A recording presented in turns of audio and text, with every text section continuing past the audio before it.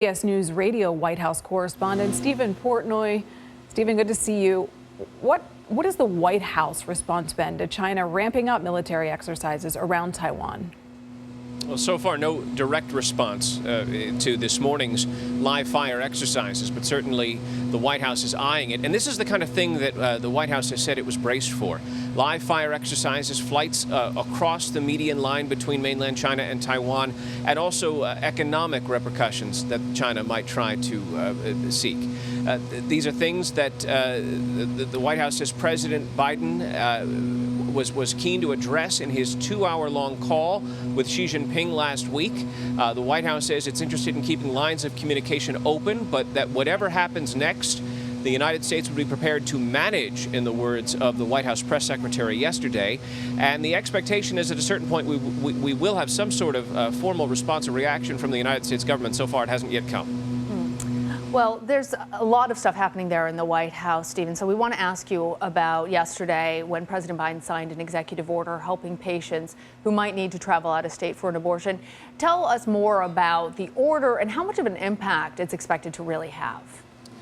Well, this is the second time the president has signed an executive order that aims to protect abortion rights. Yesterday's order specifically directs the Department of Health and Human Services to see about using the Medicaid program to allow for help for low-income women who might live in states where abortion is now or soon will be illegal. Now, it's an interesting question because Medicaid is a program that uses federal tax dollars to pay for the health care of low-income people.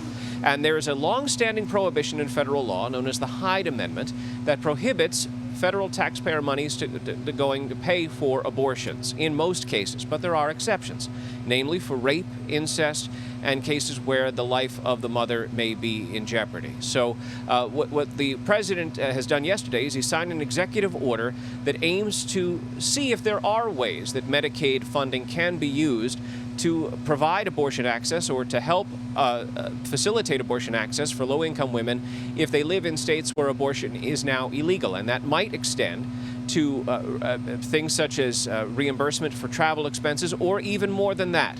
There are 16 states where state money goes to pay for and cover abortions if they're medically necessary.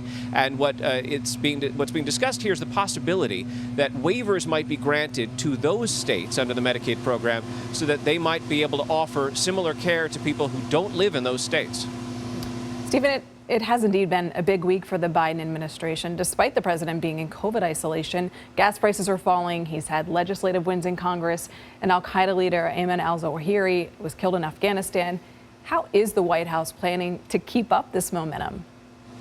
Well, I think what the White House aims to do is to draw attention to what it sees as that string of successes. Every day at the briefing here at the White House this week is drawn attention to the fact that gas prices are declining at the highest rate in over a decade, 86 cents per gallon since the June peak as of yesterday's report. AAA says that the average price of a gallon of gas in this country is still about $1 more than Americans were spending a year ago. The White House describes the decline from the June peak as savings. Republicans would take issue with that because Americans are spending more than they otherwise might if the conditions in the world, and particularly in this country, were different. But the White House says that Americans are now saving money relative to what they were spending about 2 months ago. The president would, I think, like to be getting out on the road more, but he is, of course, now for about 2 weeks been diagnosed with COVID, even though his doctor says he's not really exhibiting any significant symptoms. He remains in strict isolation because he continues, as of last report, testing positive. The White House has told us that on Tuesday of next week, there's going to be a Rose Garden signing ceremony here as the president signs the CHIPS and Science Bill, a significant bipartisan piece of legislation that aims to advance American competitiveness with respect to China. All right, Stephen, thank you.